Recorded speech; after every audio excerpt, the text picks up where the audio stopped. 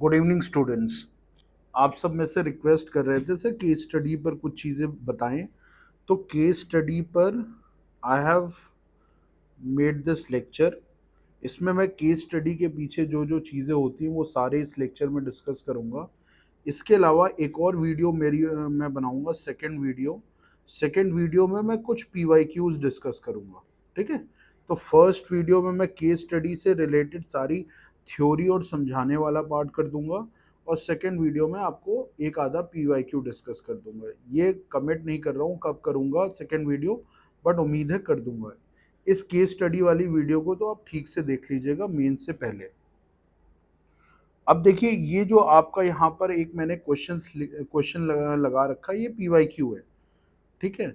तो case study इसमें simple थी कि इंटरव्यू देने जा रहा था, उसने किसी इंजर्ड पर्सन को देखा, फिर उसको अस्पताल लेके गया, और वहीं पर उसको अस्पताल ले जाने के चक्कर में उसका इंटरव्यू छूट गया। तो आपसे कहा गया है comment on Rajiv's decision in light of the above circumstances. A kind of UPPCS में जो केस स्टडी आती हैं वो थोड़ी डिफरेंट हैं यूपीएससी से। यूपीएससी में बहुत बड़ी केस स्टडी आती हैं और बहुत एनालिटिकल हैं, बट पीसीएस में बहुत छोटी केस स्टडी हैं और एक से दो ही केस स्टडी आती हैं। यहाँ पर आपको सिर्फ सिचुएशन को समझना है अलग अलग एथिकल एंगल से। ठीक है। तो हम केस स्टडी को जो इस लेक्चर में पढ़ेंगे वो यूपी पीसीएस मेंस के हिसाब से ही पढ़ेंगे। माइंडेड यूपी पीसीएस मेंस के हिसाब से ही मैं बताऊंगा। कारण क्या है कि यूपीएससी में अननेसेसरी की जो डिफ़िकल्टीज हैं, एनालिसिस हैं, वो अपने को आज नहीं सीखा, उनको सिखाने के लिए मैं दूसरा वीडियो बना दूंगा। ठीक है। तो हम आ जाते हैं केस स्टडी। अब केस स्टडी के पीछे की कुछ चीज़ें हमें समझ में आनी चाहिए कि वो ये केस स्टडीज़ हैं, हमारी डिसीजन मेकिंग चेक हो रही है। ठीक है। तो हमको बहुत सारी सिचुएशंस में बहुत सारे इश्यूज बताए जाते हैं और हमसे उम्मीद किया जाता है कि आप कैसे डिसीजन लेंगे। ठीक है। ये चीज़ चेक करी जाती है कि आप अलग अलग वेरिएबल्स, जो अलग अलग वेरिएबल्स का मतलब क्या होता है, अलग अलग कंडीशंस। मान लीजिए आप यहाँ राजीव वाले केस में जो अभी हमने ऊपर पीवाईक्यू देखा, उसमें इंटरव्यू था, फिर इंजर्ड पर्सन था, टाइम क्रंच था। तो ये सारे वेरिएबल्स हैं इस वाली सिचुएशन के। उन सिचुएशंस के वेरिएबल को आप कैसे टैकल करते हो और कैसे डिसाइड करते हो। फिर आपको सबसे बड़ी प्रॉब्लम समझ आ रही कि नहीं आ रही है, और आ रही है तो उसका सोल्यूशन भी आप दे पा रहे हो कि नहीं दे पा रहे हो। ये केस स्टडी के बेसिक अप्रोच है या बेसिक पर्सपेक्टिव है, इस वजह से आपसे क्वेश्चन पूछा जाता है एथिक्स के पेपर पे। ठीक है। तो यहाँ पर आपको एक चीज जो आपको याद रखनी है वो है justify your view with relevant philosophical standard. इसका मतलब ये है कि देखिए, जो केस होता है उसमें अगर आपसे कहा जाए कि आपके सामने कोई बीमार आदमी है, कोई इंजर्ड पर्सन है, तो आप भी उसको अस्पताल लेके जाओगे। देखिए, एक्शन में कोई इशू नहीं है, एक्शन तो हर कोई लिखेगा। तो यहाँ पर ये चीज के नंबर नहीं है कि आप उसको अस्पताल लेके जा रहे हो। नंबर है कि क्यों आप लेके जा रहे हो, आप क्या दूसरे इश्यूज को समझ पा रहे हो कि नहीं समझ पा रहे हो, और उसको बेसिक फिलोसॉफिकल स्टैंडर्ड से कंपेयर करके सब्सटैंशिएट कर रहे हो कि नहीं कर रहे हो। तो ये भी बहुत इंपॉर्टेंट हो जाता है। ठीक है। केस स्टडी में आपको कुछ चीजें ध्यान देनी है। ध्यान क्या देनी है? डेजिग्नेशन का। एक बात आपको समझनी पड़ेगी कि आपका वहां पर डेजिग्नेशन क्या है। अब मान लीजिए आप एक स्टूडेंट हो, आपको इंजर्ड पर्सन दिखता है, आप वहां पर उसकी मरहम पट्टी इलाज करना नहीं शुरू कर सकते हो। एक बात को समझिए कि आपको एक्सपर्टीज समझनी पड़ेगी, किस आदमी की क्या एक्सपर्टीज होगी। फिर आपको मान लीजिए एक केस में डीएम बताया गया, ठीक है, तो आप वहां पर ये नहीं कह सकते कि हम एक बहुत बड़ी पॉलिसी बना देंगे। क्यों? डीएम का काम नहीं होता है पॉलिसी बनाना। तो आपको डेजिग्नेशन समझना पड़ेगा जो उस केस स्टडी में दिया गया है, उसी की पावर और उसी की एक्सपर्टीज के हिसाब से आप सोल्यूशन दोगे। ये चीज आपको बहुत ध्यान देना है।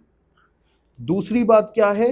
One should apply ethics philosophy philosophers. देखिए, आफ्टर ऑल ये केस स्टडी आपके पेपर 4 का पार्ट है। तो कहीं ना कहीं आपको एथिकल इश्यूज आइडेंटिफाई करने हैं। एथिकल इश्यूज आइडेंटिफाई करने के साथ साथ आपको जो उससे रिलेटेड फिलॉसफी है, उससे रिलेटेड कुछ प्रिंसिपल्स आप अगर कोट कर सकते हो अपने आंसर में, वो बहुत ही ज़्यादा वैल्यू करी जाएंगी एग्जामिनर की निगाहों में। तो आपको फिलॉसफी और फिलॉसफर का एंगल भी फिट करना है। फिर क्या है, decision should be comprehensive as well as focused, core of the problem should be solve with adequate content. अब एक बात को समझिए, कई बार देखिए पीसीएस में तो कई बार ऐसी केस स्टडी नहीं आती जहाँ पे 3-4 इश्यूज होते हैं। यहाँ पर एक ही इशू होता है और आपको एक ही इशू के हिसाब से पूछा जाता है। मान लीजिए आपको, देखो तैयार तो हर तरह से होना चाहिए एग्जाम के लिए। हम मान लेते हैं worst of the worst case क्या है कि इस बार पीसीएस में भी ऐसी केस स्टडी आ गई जहां पर 2 से 3 इश्यूज हैं। ठीक है, अब 2 से 3 इश्यूज आपकी केस स्टडी में दिए गए हैं, तो आपको सबसे पहले तो उसकी प्रायोरिटी समझनी चाहिए। एग्जाम्पल के तौर पे अगर आपसे कहा जाए कि एक जगह पे आग लगी हुई है, आपकी बेटी का स्कूल का फंक्शन है, ठीक है, तीसरा दोस्त की शादी है, चौथा आप आपके घर पे कोई बीमार है। अब देखिए 4 आपके इश्यूज हैं, आपको चारों को टैकल करना है। ऐसा नहीं है कि कोई लेस इंपॉर्टेंट है कि जिस पे आपको ध्यान ही नहीं देना है। दोस्त की शादी भी इंपॉर्टेंट है, क्यों, एथिक्स एंड प्राइवेट रिलेशनशिप, लेकिन उसकी प्रायोरिटी आप सेट करते हो उस ऑर्डर को, हमें समझना पड़ेगा जब 2 से 3 इश्यूज होते हैं। दूसरा, कोर प्रॉब्लम जो है उसका एडिक्वेट सोल्यूशन निकालना है। ठीक है, अब मान लीजिए आप पुलिस ऑफिसर हो, मर्डर हो गया है, ठीक है, और दूसरी जगह आपका क्या है कि, एग्जाम्पल ले लेते हैं, आप पुलिस ऑफिसर हो, एक मर्डर हो गया है, ठीक है, दूसरी जगह आपकी बेटी के स्कूल में फंक्शन है, वाइफ का एक्सीडेंट हो गया है, और चौथी जगह आप चीफ गेस्ट हो। ठीक है, अब आपको जाना हर जगह है, तो ये सबसे देखो, अब आपको प्रायोरिटी समझ में आ गई, सबसे बड़ी प्रायोरिटी ये हो गई। ठीक है, फिर आप दूसरी प्रायोरिटी आपकी ये हो गई, तीसरा चौथा, ठीक है, तो तीसरा ये हो गया, चौथा ये हो गया। अभी देखो रफ हम देख रहे हैं, ऐसा नहीं है कि आपने इसी ऑर्डर में लिख दिया बात खत्म हो गई, नहीं। आप बताओ कि देखो स्कूल फंक्शन भी बहुत जरूरी है क्योंकि आपकी बेटी है, क्यों, क्योंकि वो आपको लुक अप टू करती है, उसके मन में क्या चीजें जाएंगी, अगर आप नहीं पहुंचते वो डिसहार्टेंड हो जाएगी। तो आप उस इशू को समझते हुए उसकी प्रॉब्लम भी बताओ, तो एग्जामिनर को लगेगा कि डिसीजन जो भी आपने लिया है वो हर एंगल को सोच समझ के, उसके प्रोज और कॉन्स को समझकर आपने यह प्रायोरिटी सेट कर दी, रैंडम नहीं किया एक चीज। अब आ जाते हैं एडिक्वेट सोल्यूशन का मतलब क्या होता है। आप ये नहीं कर सकते, अच्छा मर्डर हो गया, आपने कहा भाई ऐसा करो तुम 3 पुलिस वाले जाओ, वहां जाओ और मैं वाइफ के एक्सीडेंट की तरफ भगता हूँ। ठीक है, तो या फिर वाइफ के एक्सीडेंट को आपने निगलेक्ट ही कर दिया कि जाके आपने हीरोगिरी में बताया कि मैं जाके ड्यूटी भी करूंगा, duty comes first, nation comes first, नहीं। आपने एडिक्वेट सोल्यूशन देना है, आपको यहाँ पर देखना है कि आपको कोऑर्डिनेट करना है मर्डर भी, साथ के साथ आपको वाइफ के एक्सीडेंट में देखना है कि वो कहाँ पे है, किस अस्पताल में है, अस्पताल के बाद उससे डॉक्टर से पूछना है। ठीक है, ये आपका बताएगा कि दोनों टाइम फ्रेम आप कैसे मैनेज कर रहे हो। तो एडिक्वेट सोल्यूशन हर चीज का होना जरूरी है। ठीक है, फिर आ जाते हैं, क्या बात है इसमें, देखो ये सारे कीवर्ड्स आप लिख लो कि क्या आपके दिमाग में होना चाहिए केस स्टडी को सॉल्व करते वक्त। प्रायोरिटी बहुत इंपॉर्टेंट है, एडिक्वेट सोल्यूशन बहुत इंपॉर्टेंट है, खास करके डेजिग्नेशन के हिसाब से आपको एडिक्वेट सोल्यूशन देना है। फिर क्या है, one should have very clear stand on the given problems. देखो ऐसा नहीं कह सकते कि ढोल मोल वाला जवाब नहीं दे सकते, आपको कहना है कि भाई ऐसे चीज़ है, ऐसे करूंगा, ऐसे होगा तो वैसे करूंगा, आपको सारी सिचुएशंस के हिसाब से आपको बताना है। फिर आपको एक कंक्लूजन भी देना है। बहुत लोग सोचते हैं कि केस स्टडी में क्या ही कंक्लूजन देंगे, तो जो सेंट्रल प्रॉब्लम है उसके अराउंड एक आप जनरलिस्टिक कंक्लूजन भी देंगे। तो अभी तक हमने केस स्टडी में क्या समझा कि केस स्टडी एक तरह की डिसीजन मेकिंग है, जहां पर आपसे चेक किया जा रहा है कि आप प्रॉब्लम्स को समझ पा रहे हो कि नहीं समझ पा रहे हो। दूसरा, उससे रिलेटेड जितने भी एथिकल इश्यूज हैं उनको आप आइडेंटिफाई कर पाते हो कि नहीं कर पाते हो। तीसरा है, आप प्रायोरिटी उन प्रॉब्लम्स की कर पाते हो कि नहीं कर पाते हो, कि कौन सी प्रायोरिटी पे आप कौन सा एक्शन रखोगे। फिर आप उनको एथिकल फिलॉसफीज, एथिकल प्रिंसिपल से लिंक करके एक प्रॉपर एक्शन प्लान आप डिराइव कर पा रहे हो कि नहीं कर पा रहे हो। तो ये कुछ 3-4 बातें हमें केस स्टडी के लिए पता होनी चाहिए।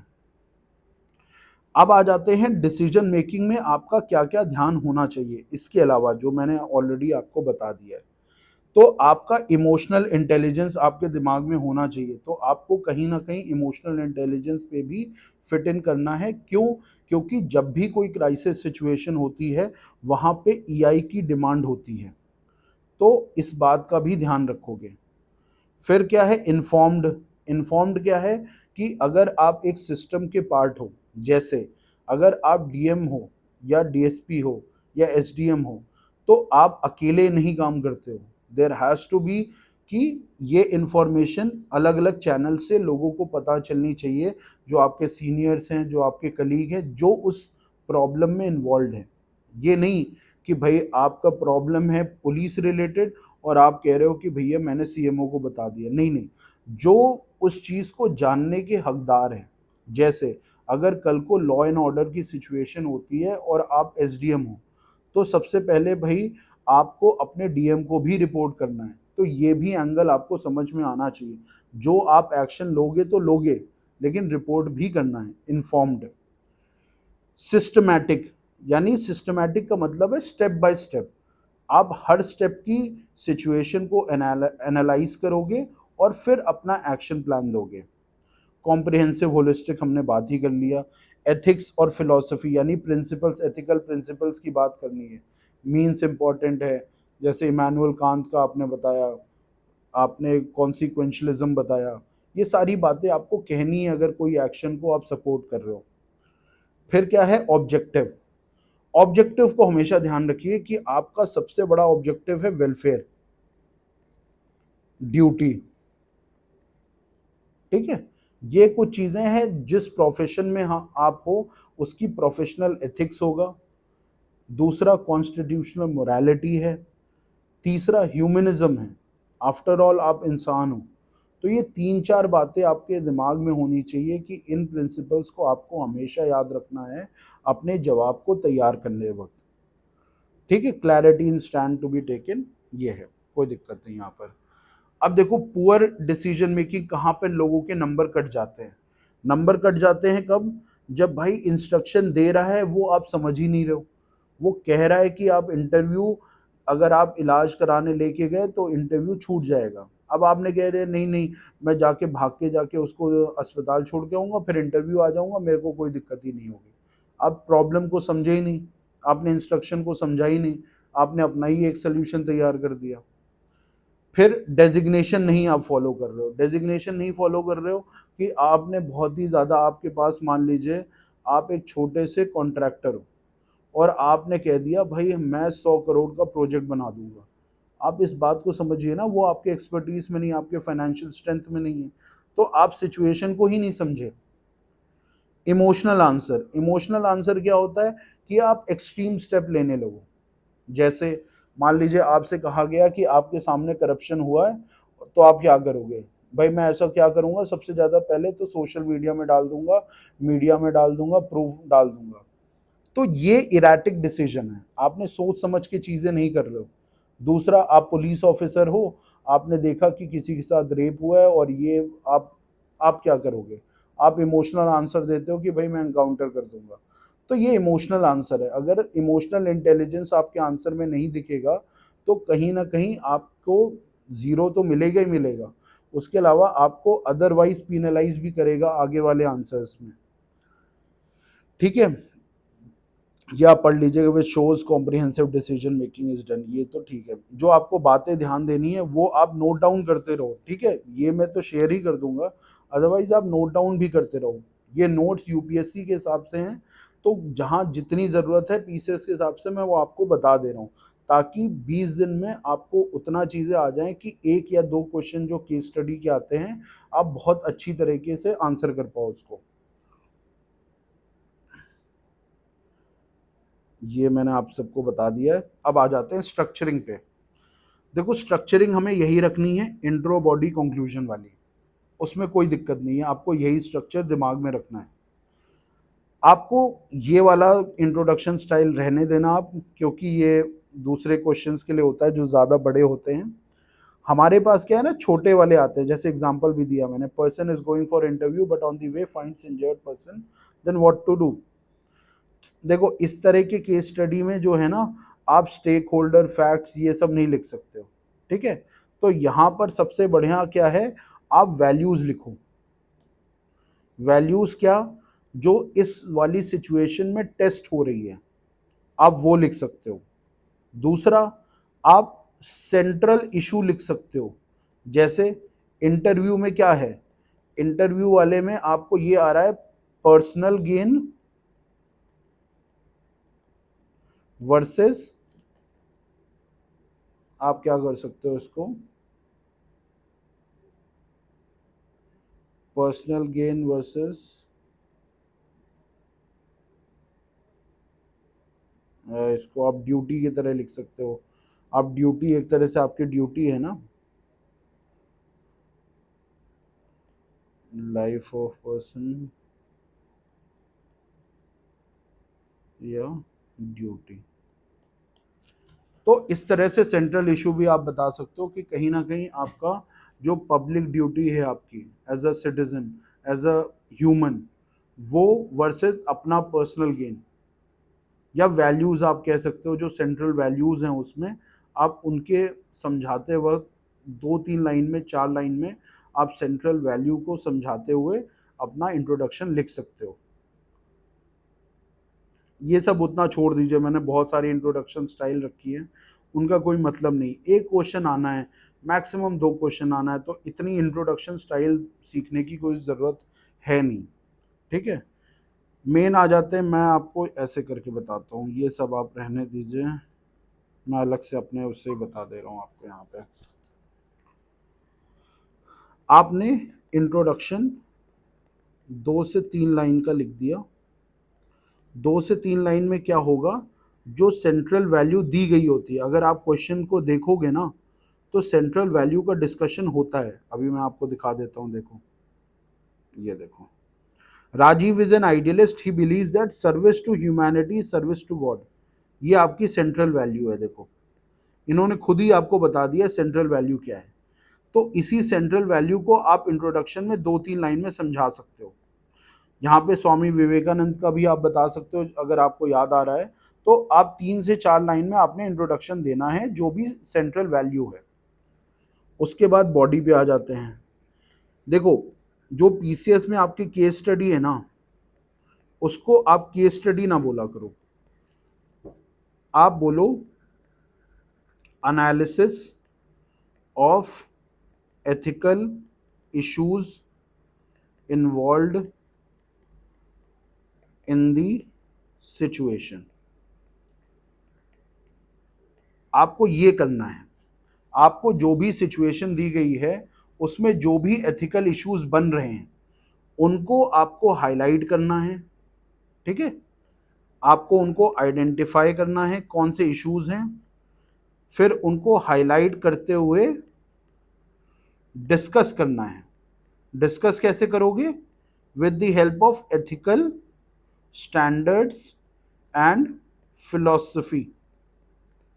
फिलॉसफी कौन सी भाई साहब, जो आपने अपने मॉरल थिंकर्स वाले चैप्टर में पढ़ा है, तो उनका इस्तेमाल करते हुए आप एथिकल इश्यूज को लिखते हो। जैसे अभी इंटरव्यू वाले में क्या है, इंटरव्यू इंटरव्यू आपको जाना है और आपको इंजर्ड पर्सन मिल जाता है, तो इसमें आपका सेंट्रल इश्यूज क्या क्या बन रहे हैं। देखो सेंट्रल इश्यूज आपका बनेगा, यहाँ पे आपके एथिकल इश्यूज बन रहे हैं, प्राइवेट गेन लॉस, ठीक है, फिर मोरालिटी, मोरालिटी क्या है? To save life. फिर कॉन्स्टिट्यूशनल मोरालिटी भी कहती है, कॉन्स्टिट्यूशनल मोरालिटी क्या कहती है? फंडामेंटल ड्यूटी है हमारी टूवर्ड्स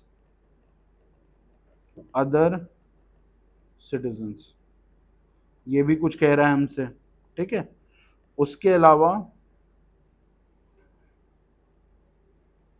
अलावा आपने प्राइवेट ये लिख दिया, मोरालिटी लिख दिया। फिर मीन्स वर्सेस एंड। अब मीन्स वर्सेस एंड क्या है? आप एंड क्या चाहते हो भाई? नौकरी मिले, आप देश की सेवा करो। मान लो आप आईएएस बनने चाह रहे हो, यूपीएससी का इंटरव्यू है, पीसीएस का इंटरव्यू है, कहीं ना कहीं आपने चाहते हो ना कि आप देश सेवा करो। रास्ता क्या है? आपने चुना है नौकरी का।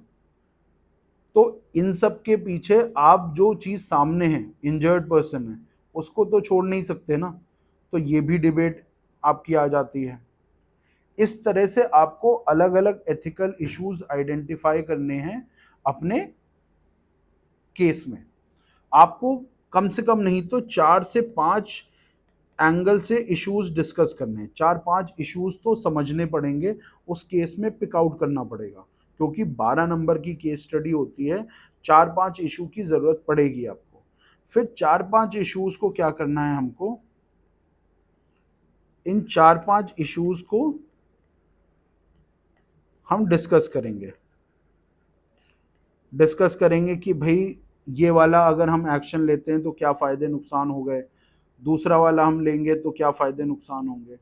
फिर ओवरऑल एक हम सिचुएशन ड्रॉ करेंगे कि हाँ भाई, जो हमने एक्शन लिया वो कितना सही था, कितना गलत था। ओवरऑल हमें ये डिस्कस करना है। तो अगेन हमारा स्ट्रक्चर क्या होना चाहिए? हमने इश्यूज हाईलाइट कर दिए, ठीक है। उसके बाद हमने क्या करना है? आइदर अगर कोई किसी तरह का प्रोज और कॉन्स वाला सिनेरियो है तो आप एक्शन 1 कि भाई इंटरव्यू देने चले गए, उसमें क्या फायदे नुकसान हुए। एक्शन 2 नहीं दे गए देने, तो उसमें क्या फायदे नुकसान हो रहे हैं। फिर आप कुछ बीच का रास्ता निकाल सकते हो क्या? वो भी आप वे हेड की तरह बता रहे हो। फिर कंक्लूजन में क्या कह रहे हो? कंक्लूजन में क्या कहोगे कि वाई, जैसे यहाँ पे सर्विस टू ह्यूमैनिटी है, तो सर्विस टू ह्यूमैनिटी से रिलेटेड आप एक सर्विस टू ह्यूमैनिटी से रिलेटेड एक कंक्लूजन दोगे जनरल कंक्लूजन दोगे। जनरल कंक्लूजन में आप गांधी जी का यूज़ कर सकते हो यहाँ पे सर्विस टू ह्यूमैनिटी वाले में, अगर आपने ऑलरेडी इंट्रोडक्शन में नहीं यूज़ किया है। देखो केस स्टडी में क्या है, आपको बहुत ज़्यादा चीज़ों को फैलाने की ज़रूरत नहीं है। खास करके पीसीएस में अगर आप क्वेश्चंस देखोगे ना, एक बार मैं पीवाईक्यूज भी डिस्कस करूँगा आपसे, तो आपको सिर्फ और सिर्फ अगेन मैं आपसे कहूँगा, इंट्रो जिस वैल्यू की बात करिए उस वैल्यू को समझा देना, ठीक है, एक्सप्लेन कर देना। दिया होता है क्वेश्चन को, आप हमेशा देखना एक वैल्यू दी होगी। फिर बॉडी में वो सारे इश्यूज जो क्रिएट हो रहे हैं, एथिकल इश्यूज डिस्कस करना, यानी आइडेंटिफाई करना उनको और डिस्कस करना। फिर ब्रीफली एक्शन से रिलेटेड जो पॉजिटिव नेगेटिव होता है उनको डिस्कस करना। फिर जो आपने स्टेप लिया है वो बताना कि कैसे जस्टिफाई करना कि कैसे सही है, ठीक है। और आप फिर कंक्लूजन दोगे। कंक्लूजन क्या दोगे? इसी वैल्यू का, जो वैल्यू है ना, वैल्यू के सिग्निफिकेंस पे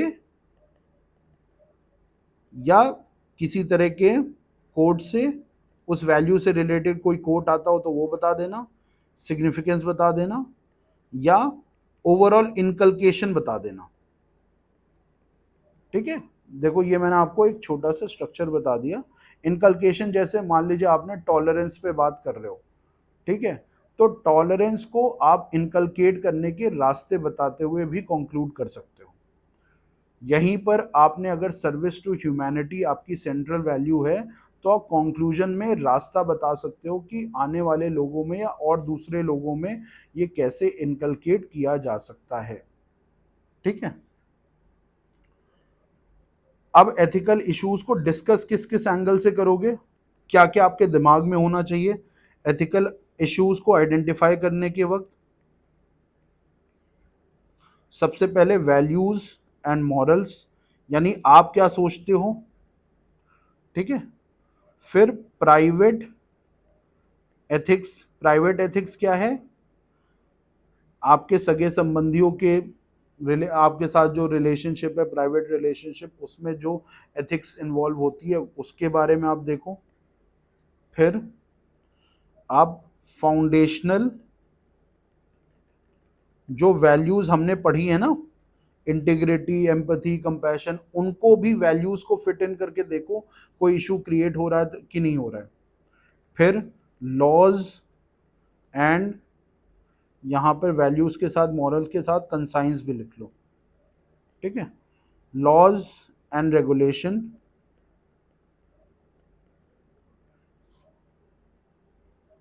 इसके साथ साथ ह्यूमन राइट्स, इसके साथ साथ आप देख सकते हो और क्या आप देख सकते हो, प्रिंसिपल्स या फिलॉसफी propounded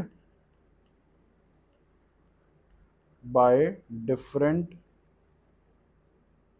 moral thinkers। इसका क्या मतलब है, जैसे मान लीजिए Socrates example, virtue ethics. Virtue ethics कहती है कि भाई आदमी का कैरेक्टर अच्छा होना चाहिए, कैरेक्टर अच्छा होना चाहिए। तो इंटरव्यू वाले में आप कैसे करोगे वर्च्यू एथिक्स, आप वर्च्यू एथिक्स को कैसे फिट करोगे इंटरव्यू वाली केस स्टडी में। इंटरव्यू केस स्टडी में क्या करोगे आप, वर्च्यू एथिक्स कैसे फिट करोगे। वर्च्यू एथिक्स क्या डिमांड करती है, वर्च्यू एथिक्स डिमांड करती है, demands character of candidate appearing should be compassionate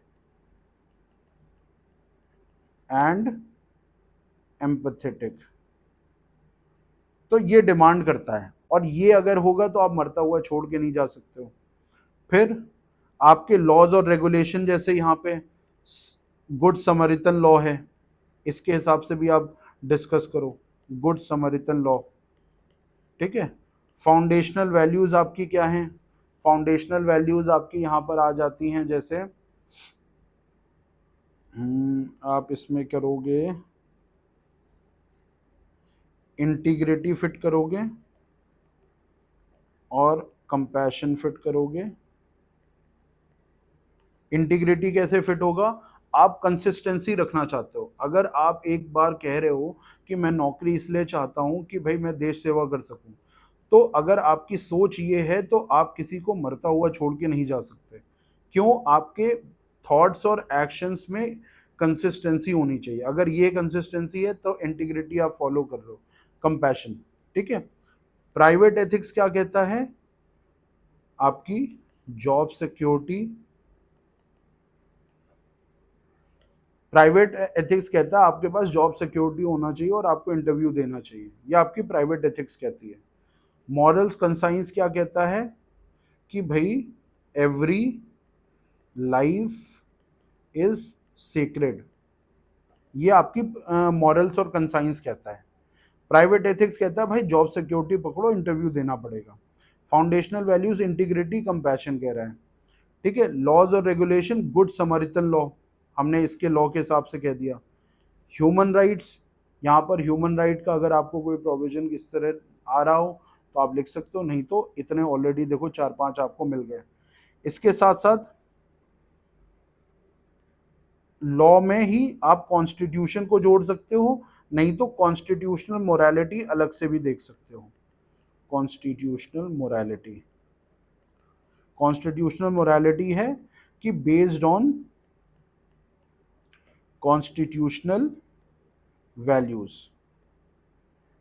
अगर इस क्वेश्चन में मेरे को फिट करना हो तो मैं क्या कहूँगा कि यहाँ पर मैं फंडामेंटल ड्यूटीज का वास्ता दूंगा और फिर अपने एक्शंस को जस्टिफाई करूंगा।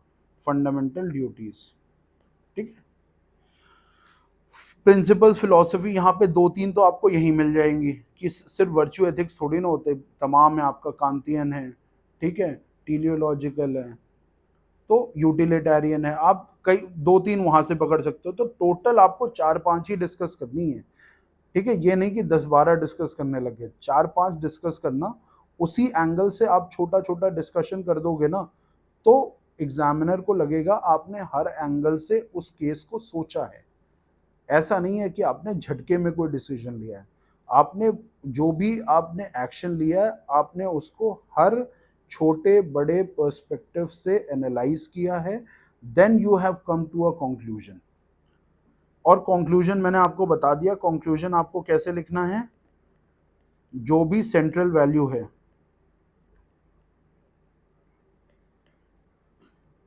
सेंट्रल वैल्यू उसके सिग्निफिकेंस से कर देना। ओवरऑल सिग्निफिकेंस क्या है, जैसे सर्विस टू ह्यूमैनिटी।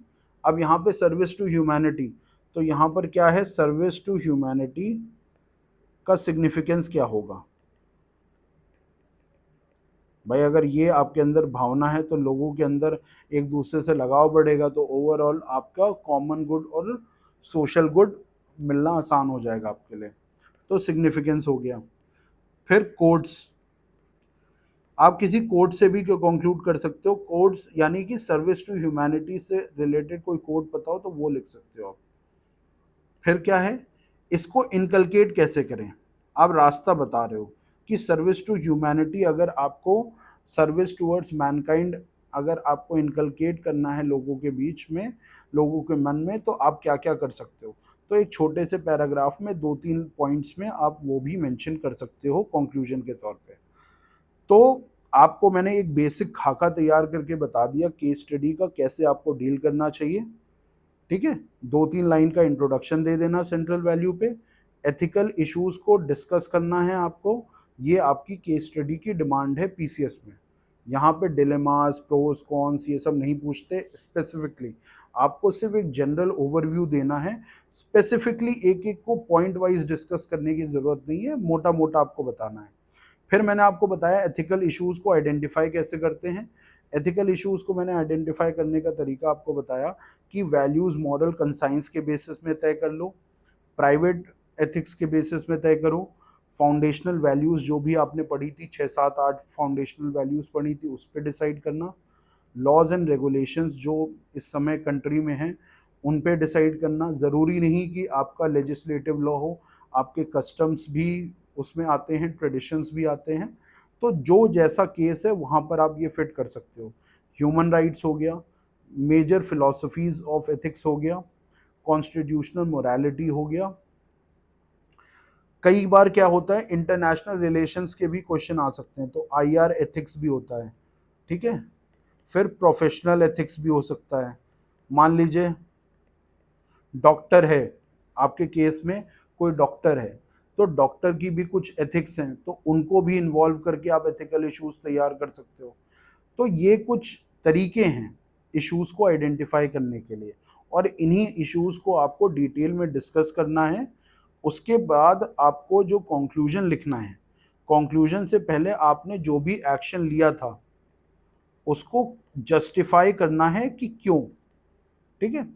फिर आपको कंक्लूजन लिखना है, सेंट्रल वैल्यू के सिग्निफिकेंस को ले लिख सकते हो, कोट लिख सकते हो, या कैसे उसको इनकलकेट किया जाए ये लिख सकते हो, ठीक है।